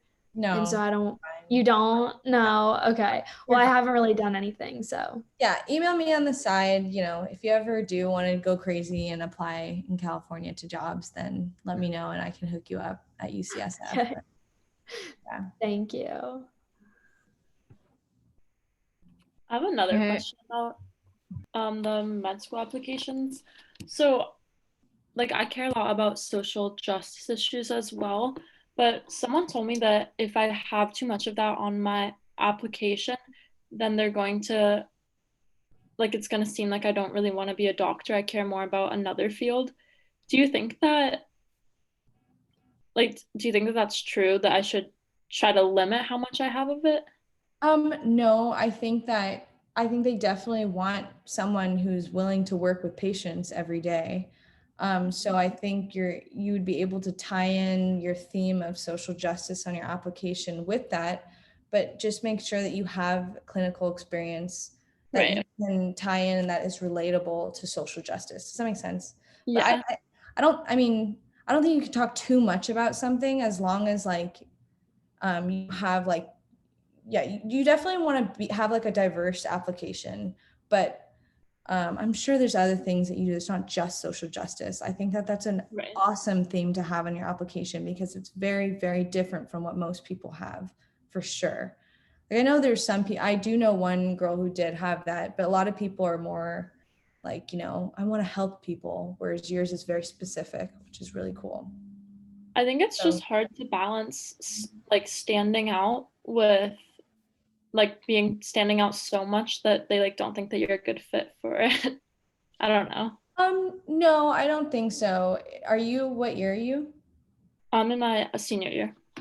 Okay. Yeah. I didn't see your face before, but you asked the first question, I remember. Yeah, you reach out to me on the side, and I'm happy to read your personal statement or whatever, and I'll tell you, okay, this is too much about social justice, not enough about the doctor-patient relationship or something. Okay. But yeah, because I mean, obviously there's MDs who are like, policymakers, but it definitely has to be like an intimate setting. I think that's what whoever said that may have been thinking of, but you can definitely tie that in. I don't think that's a problem at all. Okay, thank you. Yeah. Okay, I have a. Oh, go ahead. I have a question for like Veronica and Madison. I know you guys said that you didn't get certified to be a scribe or a nursing assistant. So because of that, did you find it more, like, was it harder for you to get that position because you weren't certified? Because I'm trying to be a scribe, but I don't want to go through the whole like certification process because it is a lot of time and money. But I feel like I won't get a job because I don't have that certification or experience. Where are you looking to have a job for scribing at? I haven't been looking at all, but I know that I need to get on it soon. What area are you in? Yeah, that's what I'm saying. What area? Yeah. Go ahead, Veronica. I know you guys mentioned like a nursing home or like Durham, so I would look there first. Yeah, I work in a nursing home now and in Blacksburg. And if you want to, that's like, sorry to interrupt. If you want to like contact or like my email, I can give you my email. Like I can try to help with that. I have my CNA, but like I know people that don't that work there too. So just. I would just, sorry, real quick, say to keep in mind is that with COVID, they are restricting a lot. Like I'm an EMT in the state of New York and getting it transferred down here and whatnot, but a lot of the scribe positions I've been looking at with like, even with my experience and certifications are kind of like disappearing just because they don't want to bring people in. So they're kind of limiting just because with COVID, they don't want like a college student that doesn't have certs or any extra people brought in that are unnecessary. So I'd say this is a really unusual year as well that will probably be taken into account if you're like, yeah, I didn't have hours this year because the pandemic. So but then Maddie and Veronica can tell you good places to find it. But just what I can tell you to do is send me an email, because if you're interested at all in working in Roanoke, my brother used to be the manager of the scribes, so he knows the guy that does it very well now. And so if you're interested in something in Roanoke, I can call my brother and see like what exactly they're taking right now, if they're taking anybody at all, if positions are open, like what their deal is right now.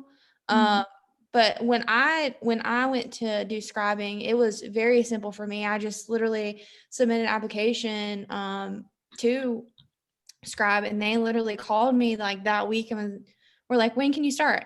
But of course I did the ED, but in Roanoke there's tons of places to scribe because they have the big orthopedic building, and so for all the orthopedic surgeries they have to have scribes, and the ED is huge. I mean, I couldn't even tell you how many beds it is, and they have to have so many for each physician. So but if you're interested at all in Roanoke, that's why I was asking you what area you're interested in. Because I have connections in the hospital, and I have connections in scribing within Roanoke. But when you go outside of places like Inova and stuff, I have no idea. I can tell you that my friend, when went to Virginia Tech, she worked at Warm Hearth in Blacksburg, assisted living, and that's where she was a nursing assistant for them, and she had a CNA, but I don't think she needed it. I think she got it because she was worried when she went back to Nova for the summer if she would have a job or not. So that's why she ended up getting her certification. But I know there's definitely options. I don't know what it would look like with COVID right now because everything is so different, especially even us in PA school. PA school looks a whole lot different because of COVID. And so I'm assuming that they would make exceptions for like requirements and stuff if it did come down to like no availability for, you to get clinical hours and stuff. But yeah, just shoot me an email if you're at all interested in the Roanoke area, and I will reach out to him and see what exactly they're doing right now because like I said, I have no idea. But Right. Ron I appreciate that. Thank you. Yeah, so the way I did it, so I found that derm and ortho are really easy to get into. I had a really hard time trying to find a job in ED because everybody wants it. But what I did was I just shadowed a PA and then I asked for a job. So that's literally what I did. And they gave me the job because they liked me so much when I was shadowing. So, I mean, that stuff really matters, like when you go in and you're presenting yourself. So that's what I would do. Again, like with COVID, I'm not sure. I can let you know if you want to work in the Lynchburg area where I worked. I can see if they're hiring. They're normally always hiring. So that's about the advice I got. But I will say, like, for around here, I know Bert was saying sometimes with COVID, I know maybe in certain areas it's harder to get jobs right now, but I got my CNA over the summer and applied like in August. I've only been working for the past couple of months. And I got like 3 or 4 callbacks right away when I applied. Like everybody was looking to hire.